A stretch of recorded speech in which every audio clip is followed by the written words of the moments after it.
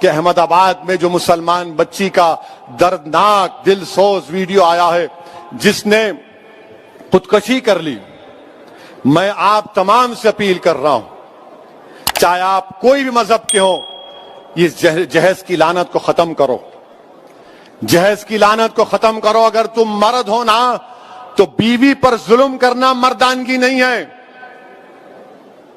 بیوی کو مارنا مردانگی نہیں ہے، بیوی سے پیسوں کا مطالبہ کرنا مردانگی نہیں ہے۔ تم مرد کہلانے کے بھی لائق نہیں ہوگا اگر تم ایسی حرکت کرو گے۔ وہ معصوم بچی پر ظلم کیا گیا، وہ تنگ آ گئی جہیز کی لعنت کی، جہیز کا مطالبے پر، اس آدمی کے مارنے اور پیٹنے پر، اور اس نے اتنا بڑا اقدام کر لیا۔ شرم آنی چاہیے ان گھر والوں کو جنہوں نے ہماری اس بیٹی کو مجبور کیا۔ میں تو اللہ سے دعا کروں گی اللہ تم کو غارت کرے، تم لوگوں کو۔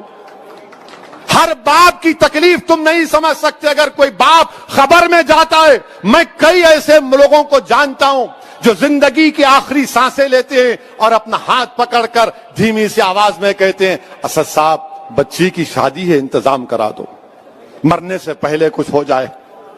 کیا ہو رہا ہے ان لوگوں کو؟ کتنے عورتوں کو تم مارو گے؟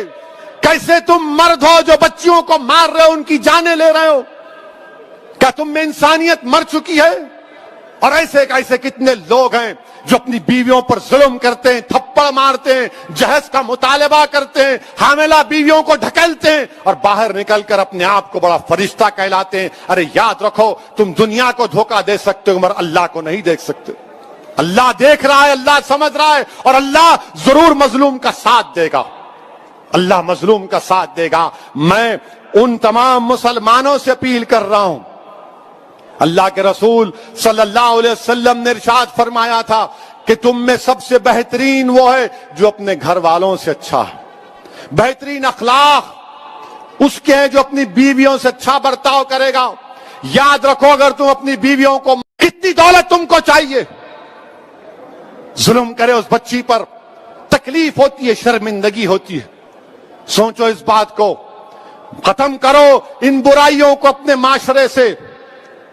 بچیاں، اللہ کے رسول صلی اللہ علیہ وسلم مسلمانوں کے لیے کہہ رہا ہوں بلکہ دنیا کو بتا رہا ہوں کہ ہمارے رسول صلی اللہ علیہ وسلم جب اپنے بیٹی سے ملنے جاتے، شہزادی جنت سے، یا وہ آتی، اللہ کے رسول صلی اللہ علیہ وسلم اپنی صاحبزادی کے لیے کھڑے ہو جاتے، بیٹی کے لیے کھڑے ہو جاتے تھے، حضرت فاطمہ کے لیے پیشانی پر بوسہ دیتے اپنی بیٹی کو۔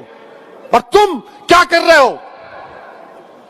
میرے عزیز دوستوں اور بزرگوں، یہ مجلس کے ذمہ داروں کا جلسہ ہے۔ ہماری بھی کوشش ہونی چاہیے کہ پہلے اگر ہمارے گھر میں ایسا ہو رہا ہے اس کا خاتمہ کرو، ہمارے محلے میں ہو رہا ہے سمجھاؤ ان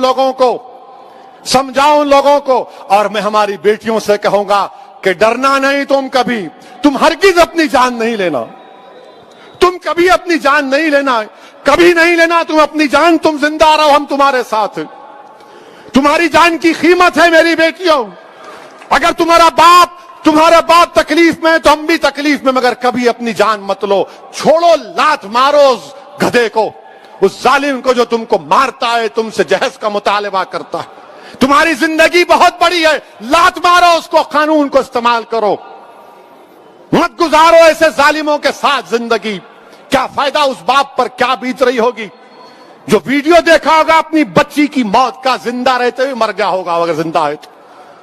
میرے عزیز دوستوں اور بزرگوں، اس برائی کا خاتمہ ہم کو کرنا ہے، عورتوں کا ساتھ دینا ہے، عورتوں کو حقیر مت سمجھو، عورتوں کا ساتھ